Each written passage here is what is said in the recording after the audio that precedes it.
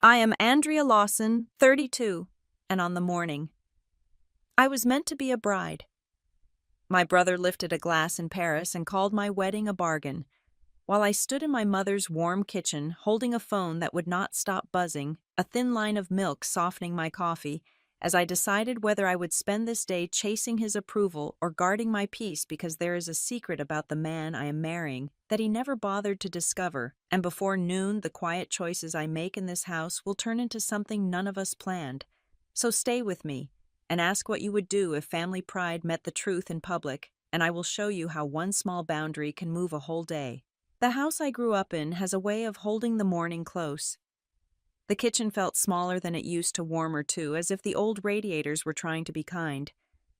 I stood at the stove with my mother and watched the drip of coffee darken the glass pot. She moved with the quiet efficiency of 60 years lived in other people's service and her own. My father called out from the hall. As he opened and shut the closet, a chorus of hangers clacking like wind against a flagpole. He was 62 and determined to find the tie he swore he had placed on the chair. It was my wedding day. The light over the sink was thin and clean. For a breath or two, it felt like nothing could harm us. Then my phone buzzed on the table. I did not rush to it. I turned the flame down under the kettle, first took a steadying sip from a spoon, and only then set my hand on the phone like a person laying a palm on a restless animal. The screen lit up with a text from my brother Daniel. 35 years old and forever chasing a shinier room.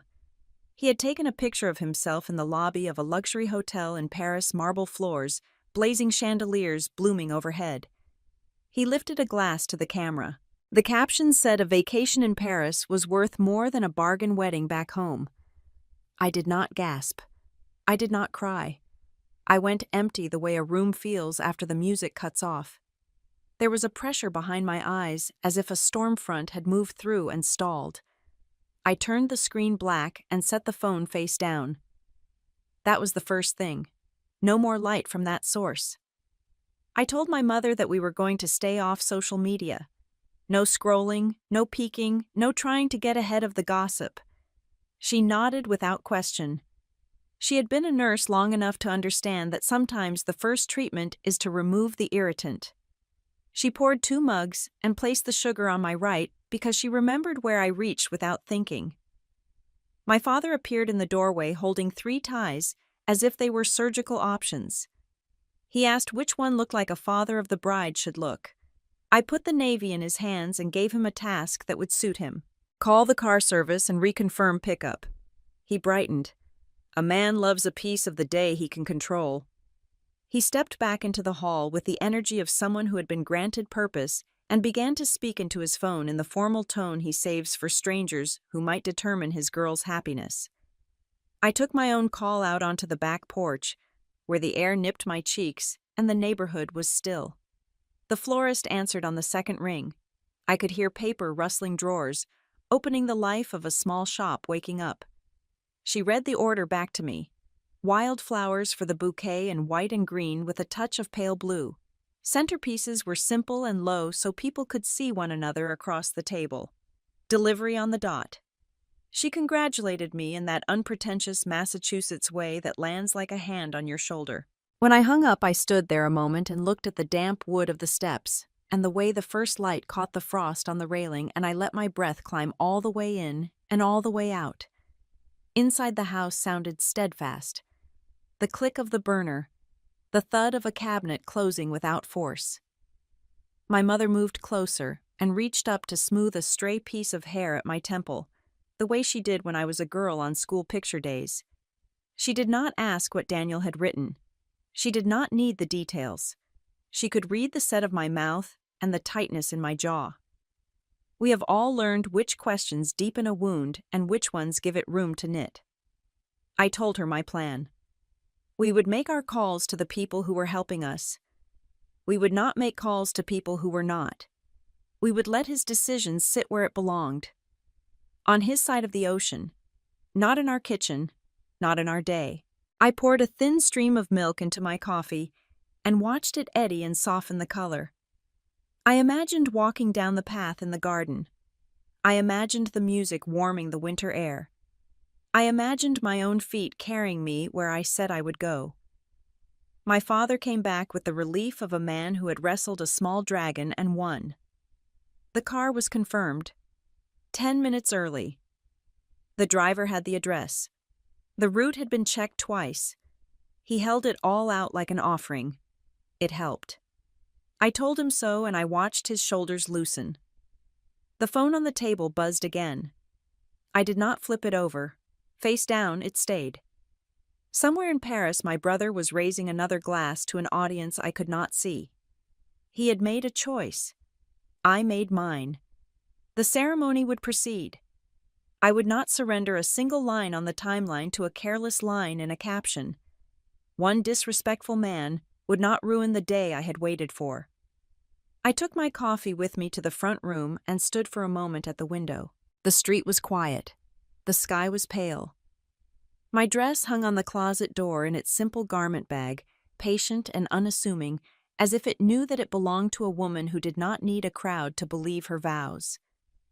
I let the quiet hold me for a count of 5. Then I turned back to the kitchen and the 2 people who had shown up for me every day of my life, and I told them we were right on time. Sophia called. While I was rinsing the coffee spoon, her voice bright and businesslike the way good friends sound when they know structure is mercy. She wanted to confirm arrival time to check if the makeup chair would fit by the dining room window, to say she was packing extra powder for winter light. I told her the front room had the best natural glow by mid-morning and that I would set a clean towel on the chair back. We settled on a time, no fuss. When I hung up, the kitchen seemed to exhale. I stood a moment with my palms on the counter and let the steadiness soak in. Calls have a way of stirring old sediment. As soon as the line went quiet, the years shifted and I could see Daniel at 12, already the son our parents orbited. By high school, he had a way of spending first and sorting later. New sneakers a camera, he barely used dinners in places with menus that hid the prices in fine print. The bills would arrive in stacks. My father would sit at the table with a calculator and a pen. My mother would pick up extra shifts and call it overtime as if that word did not mean tired. They loved their son. I did too. Love is not the same as approval. Family dinners carried their own weather.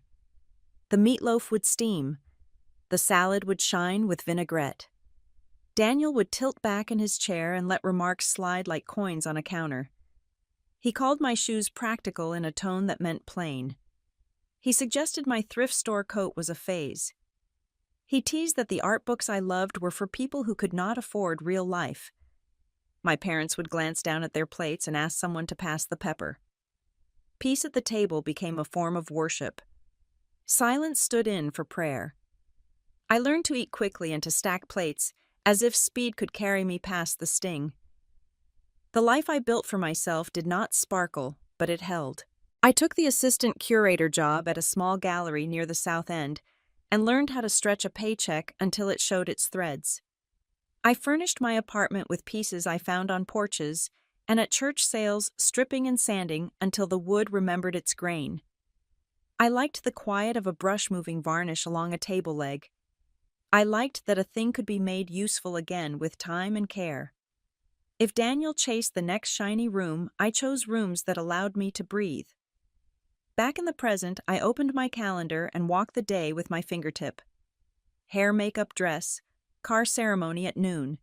I called the guitarist to confirm the acoustic set, and he promised to arrive early and tune in the cold if the air nipped. I checked the weather. Back up, the venue offered a small greenhouse with heaters that hummed like bees. Then I closed the phone and slid it across the table to my mother. I told her gently that we would not call Daniel and we would not ask him to come home. Today I needed respect and quiet. It did not need a public rescue. She nodded and set the phone beside the salt like it was just another tool we would not pick up. I steamed the hem of my dress, where the travel crease had set, then laid out the small things a woman keeps for a day like this: safety pins, tissues, a compact, and a comb. My father stepped in with the navy tie finely around his neck and a pleased look that softened his face. He said the driver had confirmed again and that traffic looked light. He did not say Daniel. I was grateful for that mercy. I took one more look at the list and folded it into my purse. A boundary is a simple line. You draw it, then you keep it. In the hall, the old clock ticked with that calm authority it has had since I was a girl. The house smelled of coffee starch, and the faint sweetness of the bouquet that would arrive on time because people who said they would show up were on their way. I breathed in and out and felt the ground come back under my feet. It was enough. The morning moved forward like a careful hand guiding a thread through a needle, and while the kettle murmured and my father polished his shoes with a cloth, he kept folded in his wallet. My mind slipped to the night everything had quietly shifted.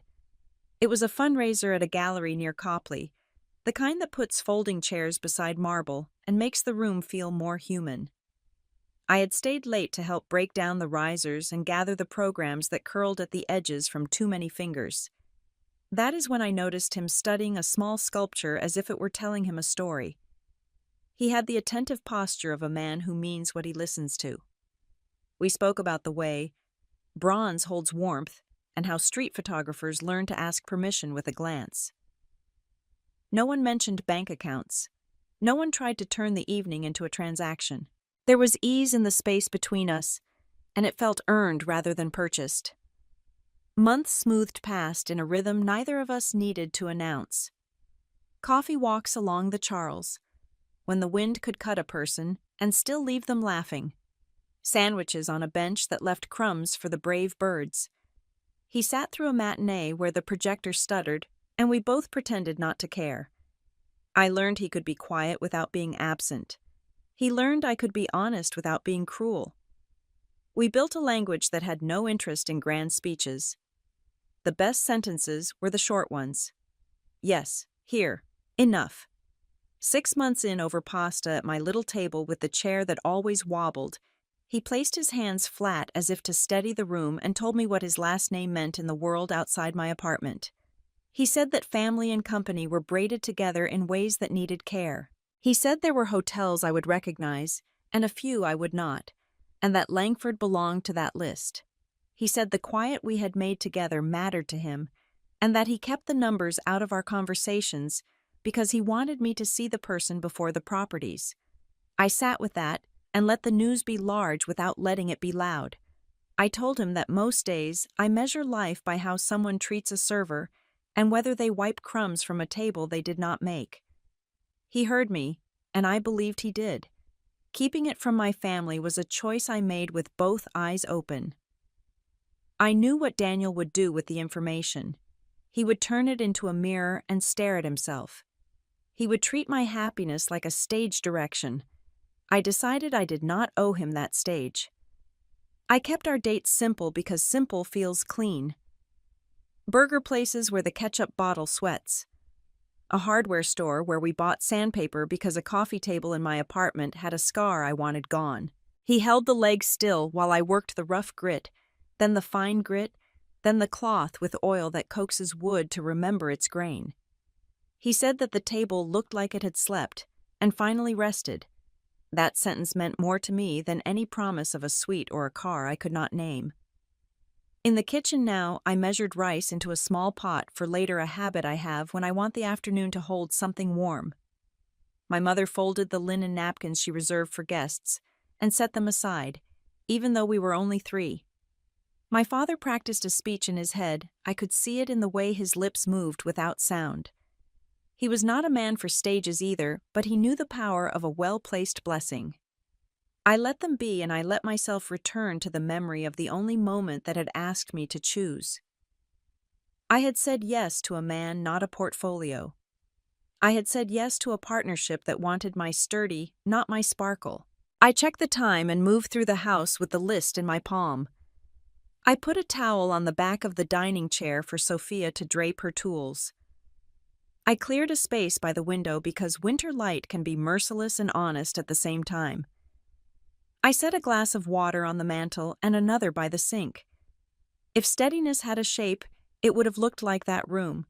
The phone stayed face down on the table, obedient. Across the ocean, my brother could chase whatever applause he needed. Here we were building a day that did not require an audience. The doorbell sounded in a measured chime that belonged to a house older than my worries. My mother looked at me, and I nodded. Sophia would be right on time, and the next part of the morning would begin. Sophia slipped in with the clean air of a woman who respects clocks.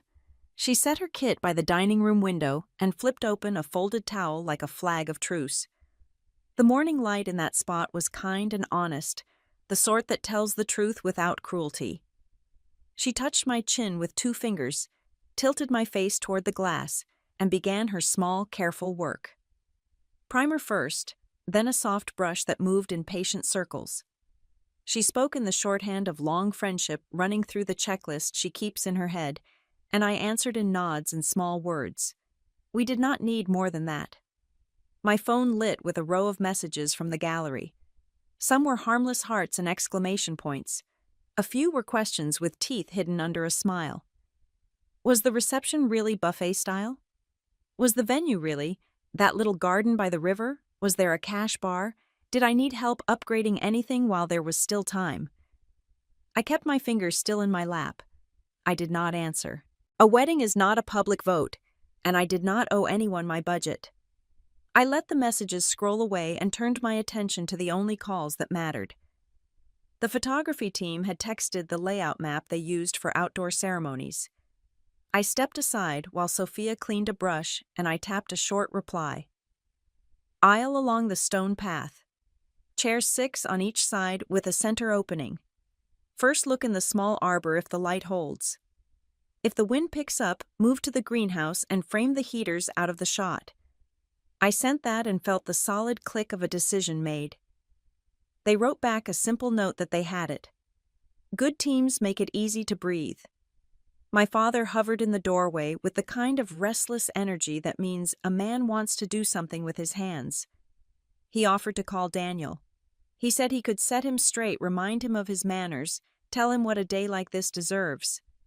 I thanked him and told him we would not turn a wedding into a battleground. My mother heard that and set her phone face down on the table. She promised aloud that she would not open Instagram and that she would not let anyone else open it in front of her. She was not speaking to me as much as she was making a covenant with herself. Sophia finished my base and had me close my eyes, while she pressed a warm palm against my cheekbones to settle the product. She asked me to breathe in through my nose and out through my mouth, slow and steady. The house obliged, its old bones shifting into a quieter gear. I could hear the clock in the hall and the kettle sighing on a back burner. I could smell coffee and starch, and the faint, hopeful green of stems waiting to be arranged. The gallery messages kept arriving now with a photo of a hotel ballroom someone thought would be better for me. I ignored them. I opened my paper list instead. We walked it line by line, hair after makeup, dress after hair. Call the guitarist to confirm arrival time and ask him to bring the smaller amp in case the greenhouse hums. My father would set a small basket with programs near the entrance. My mother would keep tissues in her purse and pass them only when asked. We agreed that if anyone tried to make this day about their preferences, we would smile and move on without debate. It is possible to be generous without being available to every opinion. Sophia lifted a brow to check symmetry, then dusted a whisper of powder across my forehead. She placed a hand mirror on my palm and waited while I looked. I saw a woman who had chosen steadiness over spectacle. I saw a line of calm run from my throat to my shoulders. I said that was enough, and she smiled that small smile she keeps for moments when a friend has come back to herself. I told my mother again that we would not scroll, not today. She nodded and slid her phone into the drawer where she keeps coupons and tape. My father found his shoes and sat to tie the laces with the concentration of a sailor, each knot a small act of faith. He asked what else he could do. I asked him to check the garden access one more time to make sure the gate was unlocked and the path was clear of ice. He took that task like a blessing and went to the porch to make the call. The texts from coworkers dimmed to a few stray pings and then fell quiet. The photography team confirmed the sun angle at noon. The guitarist sent a thumbs up in the old-fashioned way by spelling the words out. Sophia spritzed setting spray into the air and let it fall like a veil. I rolled my shoulders back and felt the weight I could carry and the weight I would not. My happiness did not hinge on my brother's presence. It would not hinge on the approval of people who like to appraise from the cheap seats. Self-respect is a brace you build inside your own ribs. I stood to stretch and looked across the room at my dress in its simple bag. I thought about the walk down the path, about the sound the chairs would make when guests sat about, the moment when music would begin and the cold air would settle and my feet would do what I had promised they would. I told Sophia I was ready for the next step, and the house seemed to agree. We had steadied the morning. What came next would find us upright. The photographer paced the length of the front room with a gentle focus that calmed me. He lifted his camera and asked me to stand near the mantel for a few test frames, nothing fancy, just to see how the light behaved. Sophia touched a last bit of powder at my jawline, then stepped back with a satisfied nod. My mother smoothed the arm of the old chair, as if a wrinkle in fabric could ripple into the rest of the day and undo us. My father checked his watch, and the window, and his watch again, a private ritual to keep time obedient. I shifted toward the window and kept my shoulders loose. Breathe in, breathe out. Look past the glass to the bare maple on the sidewalk. The shutter clicked with a small moth sound. Another click and another. For a moment, I felt almost like a woman in a quiet painting. Then my phone woke to life on the table, a quick, bright parade of tags and comments that moved too fast to read. The photographer lowered his camera, and I reached for the phone like a person patting a skittish animal. The first thing I saw was a photo from a champagne bar, a ring of flutes holding a chandelier in their thin throats. Daniel had written a neat line about some parties being worth the trouble and some not. Friends from old circles had tagged me like a game. More tags followed, then the tidy speculation of people who like to be inside a moment even when they are miles away. Heat climbed my face, and the steadiness I had built all morning loosened like a knot under restless hands. My aunt called before I could set the phone down. She asked if everything was all right, if the ceremony was still at noon, if I wanted her to speak to my mother so my mother would not have to see what was circulating. I told her we were on time, and I promised to call later, and I ended the call before her concern turned into a choir. I excused myself and slipped into the small room off the hall, where we kept winter coats and a folding stool for high shelves. The bulb in the ceiling was blunt and honest. I set the phone face down on a shelf and reached to fix a hairpin I had tugged loose without thinking. It slid from my fingers, struck the wood, and vanished into the shadow by the door. I stayed bent longer than I needed to one hand on the wall and let the tears come clean and quick. There is a point where pain insists on being acknowledged, or it will take up residence. I gave it the minutes it asked for and no more. My mother found me the way mothers do. She stepped in and closed the door with a slow hand, then gathered me up and stood still. She did not ask for details, and she did not offer opinions. She simply lent me her breath until mine remembered its job. When I straightened, she pressed a tissue into my palm and patted my cheek with the back of her fingers, a gesture as old as my first fever. From the hall, my father kept his voice low. He said that if I wanted, he would call the venue and delay the start, that the driver could circle the block, that a bride has the right to take her own time. He meant it as protection, and I received it as such. I pictured the greenhouse that would serve if the wind rose, the rows of chairs, the guitarist warming his hands, the florist walking blooms into place, because that is what she had promised. People who said they would come were already coming. I ran a washcloth under cool water and pressed it to my eyes, then blotted carefully so Sophia would not have to rebuild the whole morning. I found the fallen hairpin by feel and slid it back into place. The mirror gave me the kind of face I could work with. Red at the rims, yes, but set. I walked out to the hall and told my father we would not delay. The ceremony would go forward on time. The chair with my brother's name would remain at the end of the row, and it would be empty. Not as punishment, and not as a performance. As a fact a person could look at and understand. He had chosen another room for himself. We would not drag him out of it. Back in the dining room, Sophia lifted her brush and I sat. The photographer reset his lens. My mother set a glass of water within easy reach. Outside, the sky had settled into that pale winter blue that makes everything look newly washed. Across the ocean, a bar in Paris was growing louder. In our house, the sound went down to a humane level. We had a wedding to keep. Noah stepped through the doorway with that steadying quiet I had come to trust. He took my hands for a moment, his palms warm, his gaze searching my face the way people read the sky for weather. He asked simply and clearly if I wanted him to take the lead so that the day would remain mine. I let the question sit long enough to feel its weight, then I nodded. It was like setting a heavy box down on the right shelf. He moved to the end of the dining table and began to work the phone in clean, efficient strokes. Vivian answered first. Her voice came through brisk and calm, the sound of a person who keeps a pencil behind her ear and a plan in each pocket.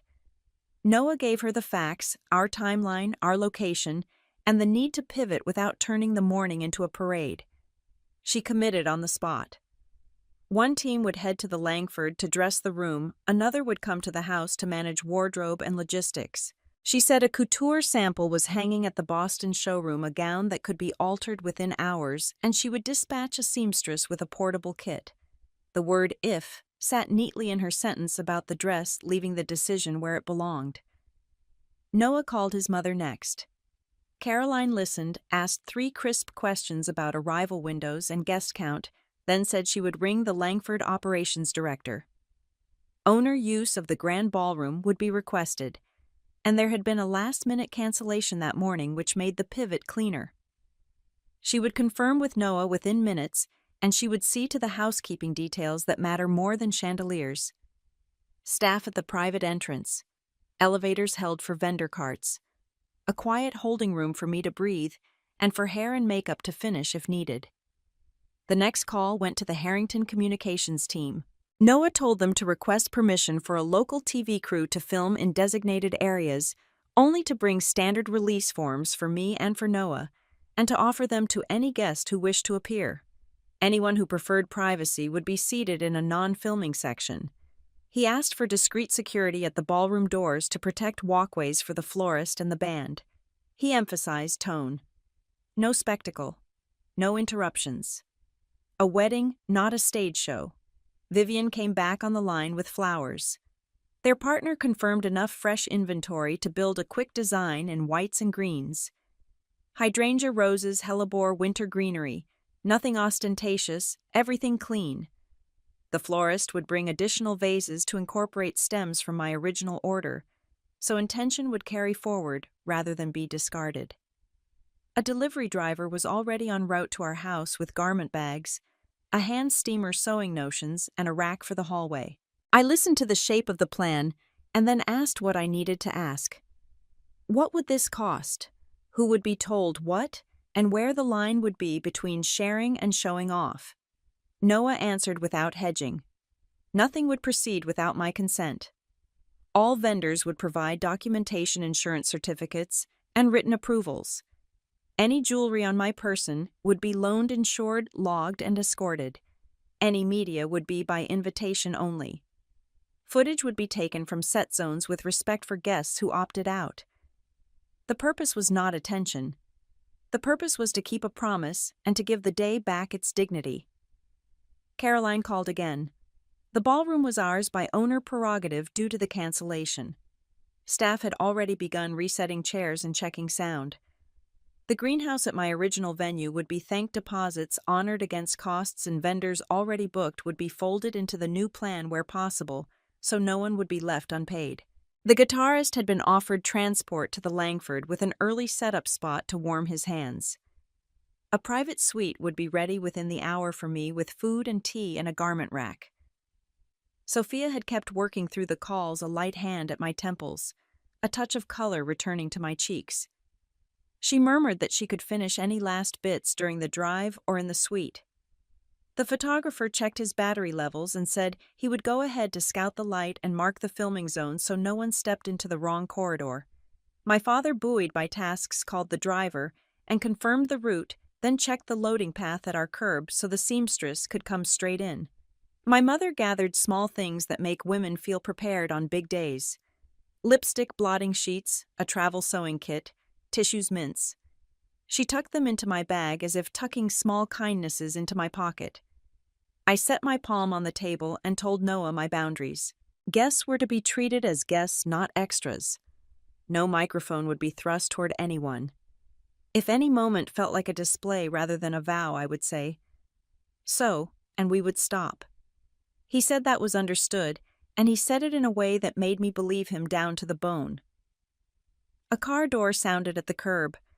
Through the front window, I saw a woman step out with a rolling rack and a garment bag that moved like a pale sail.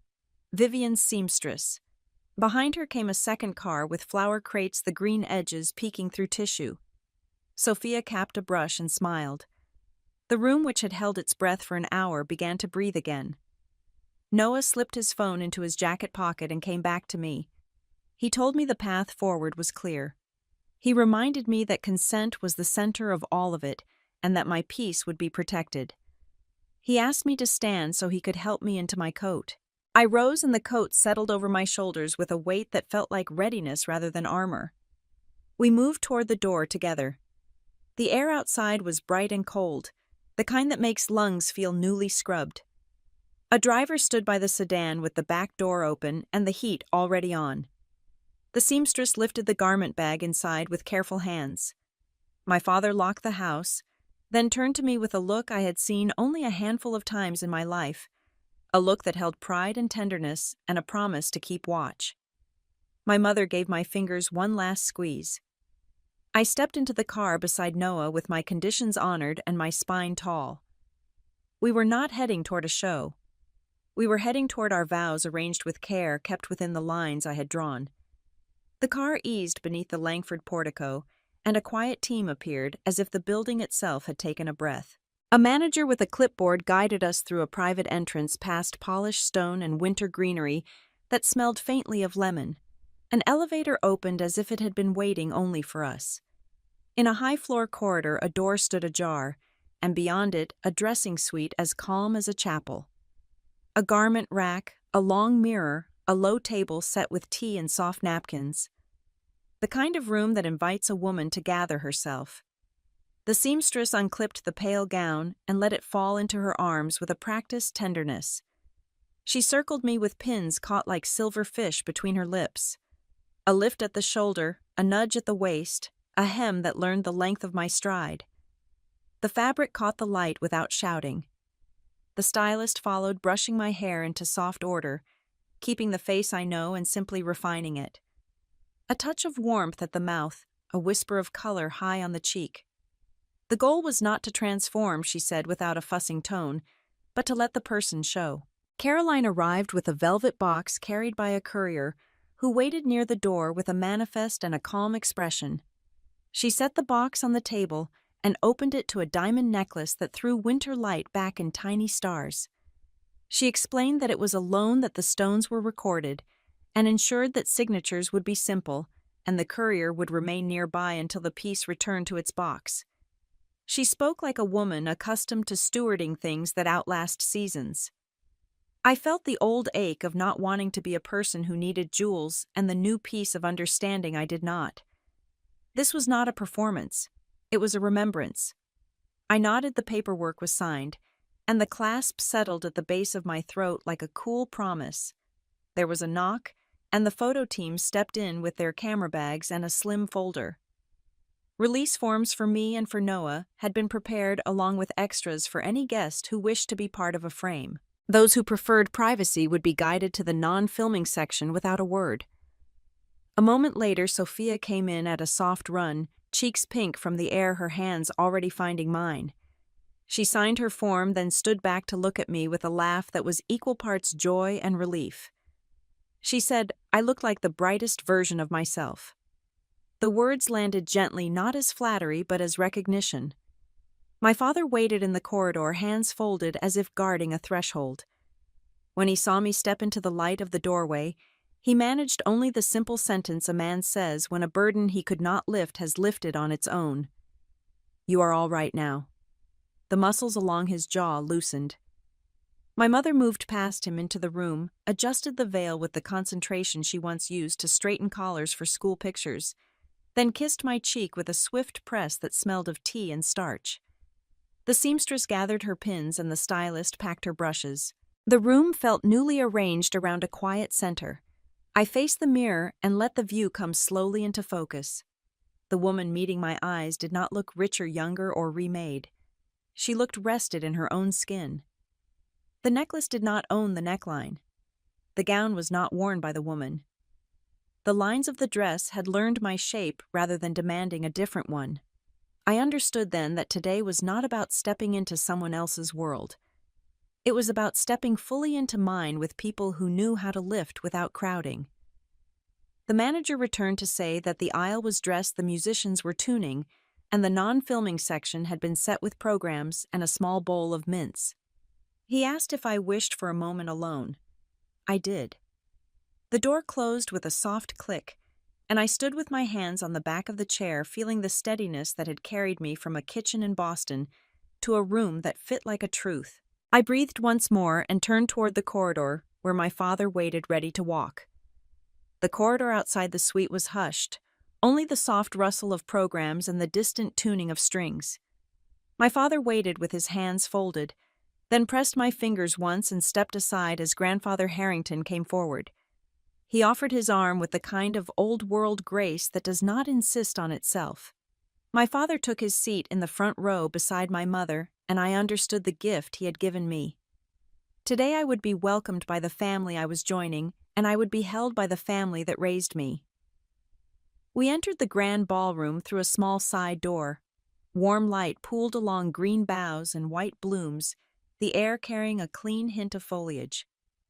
Staff had set quiet markers on the floor to keep cameras in their zones, and ushers guided guests who preferred privacy to a section that looked no different from any other, only softer at the edges. The space felt generous and deliberate, as if someone had taken care to leave room around every moment. The string ensemble began a low, steady line, and the aisle opened like a path I had been walking toward for years. Faces came into focus, then blurred again as my eyes brimmed. I saw my mother with her hands folded around a tissue she had not used yet. I saw my father with his shoulders set, unable to fully hide the pride that softened him. Grandfather Harrington kept pace, his arm, sure, his stride unhurried. At the end of the aisle, Noah waited, not a figure at a distance, but the man whose steady had become the measure of my days. The officiant spoke with a voice that knew how to hold a room without holding it hostage. We had kept the ceremony short on purpose, long on meaning. Noah's vows were quiet and firm. He promised to be the family I could count on, to be the hand that steadies when weather shifts, to keep our house a place where peace is tended like a garden. I answered with my own promise to protect what we were building, to choose gentleness, without surrendering strength, to remember that two people can make a harbor if they keep it well. When the rings were exchanged, the strings rose into a piece I loved in college, a melody that once pulled me through long walks and late nights. Cameras held their distance like well-taught guests. I felt the cool circle settle on my finger and thought of all the small circles that had brought us here. Morning coffee, a steady walk, a hand on a doorknob, the circle of a promise made in private before it was spoken in public. We were pronounced married and the room breathed. Applause moved through the air like a warm current. We walked back together under the arc of flowers and light, and I felt the weight I had been carrying ease into its proper place. It did not vanish. It folded itself smaller and allowed joy to take the front seat. The reception that followed kept the shape of the day. Tables were dressed but not fussy candles, low food elegant without showing off. Servers move with the kind regard that makes a guest feel worthy of care. The band played the kind of music that lets conversation live. The non-filming section was filled with people who preferred to keep their faces to themselves, and no one called attention to it. Friends greeted us in a line that never felt like a line, more like a quiet tide of well-wishers. I heard stories about childhood and work and tiny miracles that had nothing to do with money. These were the sentences I wanted around our first hour as husband and wife. At one point, I stood near the edge of the room and watched the light catch the white flowers and settle into the green. I saw my mother laugh at something my father had said. I saw Grandfather Harrington rest for a moment with a plate and a cup of tea, the dignity of an elder who has done enough for one day. I saw Noah speaking with a cousin, the tilt of his head telling me he was listening, not waiting to talk. In the midst of chandeliers and cameras that knew their boundaries, I felt seen for the person I was. Not for the necklace, not for the ballroom, not for the name that could open doors. For the woman who had walked down an aisle and chosen a life. When we shared a first dance, the band kept the tempo human and time thin to a fine thread. I rested my hand in the place that felt made for it and let the room soften around us. The moment did not ask for performance. It asked for presence. We gave it that, and the day felt complete without being finished. The band eased into a song with a pulse made for steady hearts. Noah and I moved together the way people do when the room finally understands who it is celebrating. I kept my eyes on his collar and the small triangle of skin at his throat, anchoring myself to details that did not ask anything of me. Laughter rose and softened along the tables. Silver touched china with a domestic kind of music. I thought of the empty chair that bore my brother's name and felt the clean truth of it. Some absences are choices. Some choices are their own speeches. Later I would learn what happened at nearly the same hour half a world away. In a grand hotel in Paris with a lobby shining like a jewelry box, a screen behind a bar bloomed with a segment that did not need sound to carry meaning. The words ran along the bottom. Harrington Air marries in Boston. The camera showed a ballroom washed in green and white. A bride in a pale gown that caught the light without trying to. A groom whose face many people recognized, and more people pretended to. The segment moved through the images at an even pace. No rumor, no bite. Just the fact of a wedding that had taken place on time. My phone hummed against the lining of my clutch, a polite insistence that grew from single taps to a low parade. I let the first call pass and then the second. On the third, I glanced. Daniel's name stacked across the screen, then a text that began with sister, then another, with my first name, then 3 dots, as if the right words could be conjured, if he only pressed hard enough. More calls climbed the list, each one a pebble dropped into a lake that had already chosen to be still. I pressed the side button and set the phone to silent. I tucked it back into the clutch and slid the clasp shut with a small click that felt like a boundary made visible. Noah's hand steadied at the small of my back, not asking, not prying, only willing to be a place I could lean if I chose. I did not narrate. I did not explain. We kept time to the band step and sway, breath, and turn. Around us, the room held respectful of its own limits. Cameras stayed in their lanes. Friends kept their joy, human-sized. What does it mean to refuse a performance? For me, it meant allowing the urge to answer to rise and then to pass without an audience. It meant trusting that silence could be an action, not a gap. It meant understanding that not every call is owed an ear, not every apology is owed immediacy, and not every story is mine to fix in real time. I had left a chair at the end of a row to honor the possibility of better days. I was not obligated to run after a man who had chosen to be elsewhere until a screen told him what that elsewhere had cost. We finished the song and the band loosened into the next something light that suited the hour. Noah squeezed my hand once the way a person squeezes a shoulder before letting a child step onto a school bus. I stepped back and smiled, because my face had learned how to hold relief without leaking it. My mother waved from her table a small motion that asked if I needed water. I shook my head. I needed exactly what I had, a room in which I did not owe anyone a scene. The phone kept its silent tremor a living thing that would settle when it learned I would not feed it. I thought of Paris and the bar and the way light reflects off cut glass into 100 false stars. I thought of a man who had been certain a budget wedding did not deserve his time. I thought of the corridor we had walked and the vows we had spoken in voices that did not seek microphones. I kept my peace the way a person keeps a garden by saying no to what would trample it. When the song ended, we stepped off the floor and into the small circle of people who love without keeping score. Someone pressed a cup of water into my hand. Someone else told Noah a story about a dog that had stolen a dinner roll. I let the small, ordinary words rinse the last sharpness from my mouth. the phone lay quiet at last. The night was not finished, but it felt complete where it needed to be. 2 mornings later, the airport felt like a clean page. We boarded a small jet in a corner hangar not for show, but because Noah's schedule and the logistics team knew how to take friction out of a day. I watched Boston shrink to a quilt of snow-patched roofs, then turn into nothing the eyes could hold.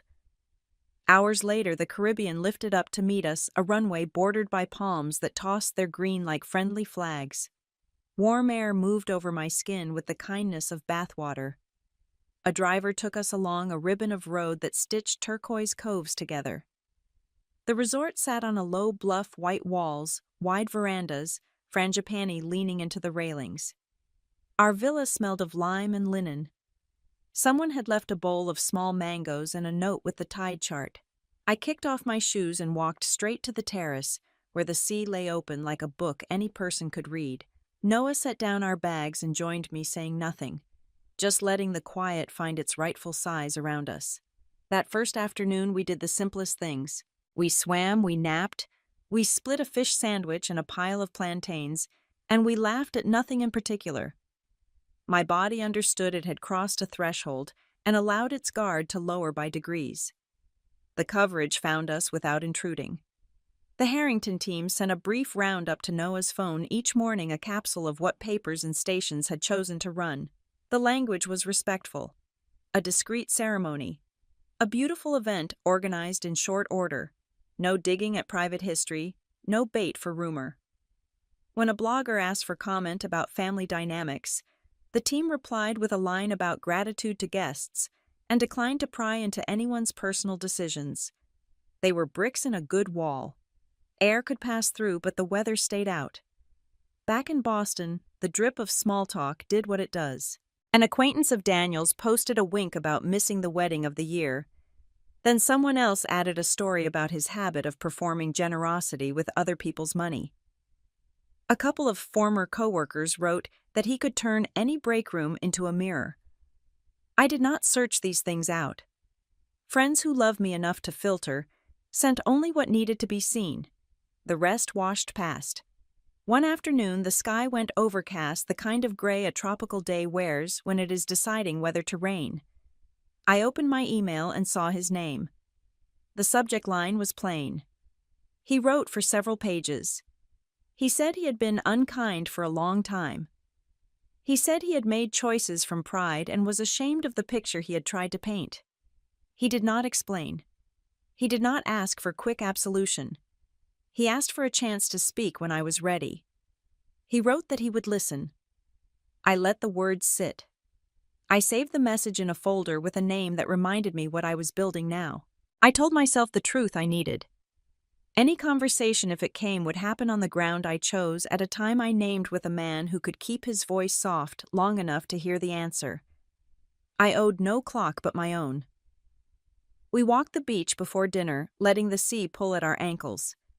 At the far point of the sand, a child built a wall and laughed when the tide tested it.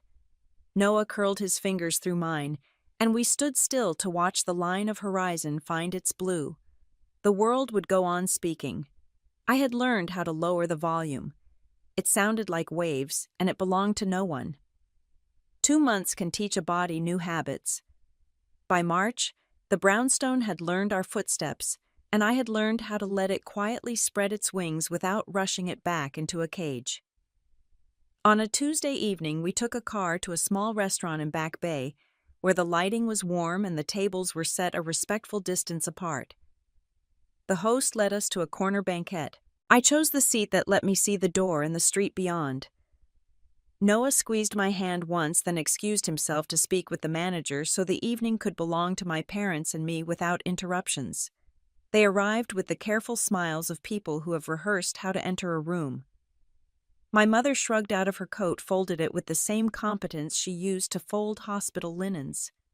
My father cleared his throat and looked down at the menu as if the page might give him courage. We ordered simply. Soup, a salad, a piece of fish. The kitchen did well.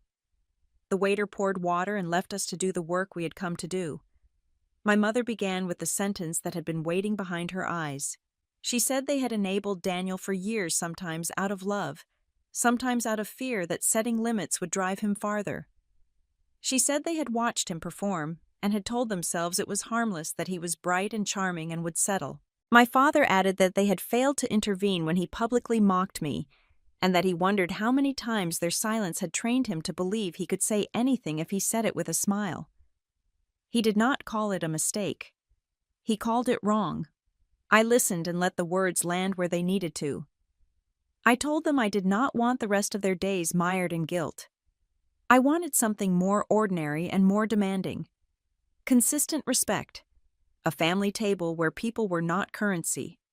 Holidays where stories did not require a spotlight. I said I would not re-argue the past as a hobby. I said we would measure from here forward. The server brought soup and warm bread. Steam rose and softened the edges of the conversation. We spoke of small things for a few minutes to let the air clear. My mother mentioned a neighbor who had taken up walking in the mall to dodge the wind. My father admitted to oversalting a stew. We smiled at ordinary errors. It felt like rinsing a cup before pouring fresh water. When the plates were removed, my father reached into his coat and placed an envelope on the table. My name was written in Daniel's hand, careful and precise. My father said only that he had asked to pass it along and that there was no obligation to read it there. I touched the paper and left it unopened. This evening would not become a tribunal with evidence entered into the record. We spoke for another 20 minutes about practical things. Scheduling. Who would bring dessert to Easter? Whether the porch needed painting. When the check came, my father slid his card forward with a motion that felt less like repayment and more like a small ceremony of care. Outside, the air was sharp enough to remind us we were still in New England. We hugged on the sidewalk with the awkwardness of people relearning how to be close. On the ride home, I opened the envelope. The letter was several pages long. Daniel wrote without jokes, a sign I had never seen from him on paper. He did not explain. He said he had been unkind for a long time, and that he knew the difference between clever and cruel now. He said he had enjoyed audiences more than relationships. He said he had treated the family like a theater, and that the habit had led him to belittle the people who loved him because that was easier than doing the work of being loved back. He did not ask me to erase anything. He asked for a chance to speak face to face when I was ready, and he wrote that he would listen more than he talked. The car slid along Commonwealth Avenue, where the trees stand like ribs along the spine of the street. I folded the letter and sat with it in my lap, feeling the weight of it as an honest object rather than a manipulation. Noah read my face the way a seasoned reader turns a page. He asked quietly if I wanted to talk. I said that I needed more time. I said that what I was guarding now was not distance for the sake of pride, but the peace I had rebuilt board by board. He nodded and did not press. At home, I placed the letter in a drawer I use for things that matter, next to a handful of postcards and a stitched square my grandmother made when her hands were still sure. I brewed tea and carried 2 cups to the window. We sat without filling the room with words. Outside, a woman walked her dog in a coat too big for both of them, and the street lamps came on one by one, deciding the evening had earned its light. My life had its new lines drawn. If Daniel could step inside them with humility, there might be a conversation. If not, silence would keep doing its quiet, faithful work. 1 year later, the Langford garden held summer the way a good hand holds water. The hedges were trimmed close, the lawn soft underfoot, and a light breeze kept the heat from leaning too hard. We kept the ceremony small and early evening, the kind of hour when voices sound kind without trying. I walked the paths with the coordinator and felt the ground I knew now green and generous where winter had once made it spare. My parents arrived before the musicians. My mother carried a box of mason jars she had saved all spring glass, scrubbed clear lids off to let the stems find their places. My father set a wooden table under the pear tree and wiped it with the same care he used to give our kitchen counters on Sunday nights. They tucked wildflowers into the jars. Queen Anne's lace, black-eyed Susans, a few sprigs of mint that gave off a clean scent when touched. The sight of those jars, plain and lovely, stitched the old plan to the new life without forcing anything. I thanked them by handing over more stems and letting us all work without fuss. Caroline came through the gate with a quiet smile, noticed the wooden table and the simple glassware, and nodded as if something in her own story had been honored.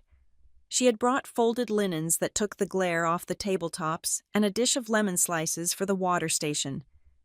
She asked if I needed anything, and when I said I was set, she drifted to greet guests with the calm of a woman who knows how to lift a room without becoming its center. The crew marked the modest filming zones again and guided anyone who preferred not to appear to a shady alcove that felt like a choice, not a compromise.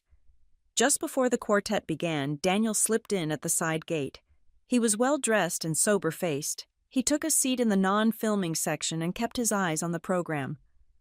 After the vows, he made his way to me with the respectful patience of a man waiting his turn. He offered a brief congratulations and asked to schedule a real conversation. I nodded and said I would let him know when. I made no promise beyond that. He seemed to understand and stepped back. The renewal itself was short. The officiant spoke for a minute about anchors and seasons. Noah and I stood beneath a small arch of greenery and said the simple words we had promised to live. He signed the leather-bound book the hotel keeps for family events. I spoke next. I said that a year had taught me where I belong. I said I belonged where respect is not a favor to be earned, where honesty does not require an audience, where quiet is kept like a valuable thing. I thanked the people who had stood with us when the weather shifted. I thanked my parents for the jars and for learning new ways to love in midlife. I thanked the family I married into for making room without asking me to become someone else. We ate under strings of soft lights. The food was generous without being loud. A guitarist played the kind of songs that sit in a person without taking over the conversation. My mother and father held hands during one of them and looked a little amazed at themselves. Caroline told a small story about her grandmother and a garden fence that kept rabbits out without keeping children in. People laughed in the easy way that happens when no one is showing off. Twilight fell, and Boston's skyline picked up its quiet jewelry. I stood near the wooden table and grazed a fingertip along the rim of a jar cool from the water it held. The urge to win my brother's approval did not rise. It had been replaced by something steadier. I had the family that mattered, a husband who listened, parents who were learning, friends who lifted without keeping a tally. In the soft dark of a summer night that felt like justice measured in the right units. If this story brushes against a time you were dismissed and later found your own worth again, I would be honored to hear it. Share if you feel ready. Someone out there may need to know that a gentler road is waiting.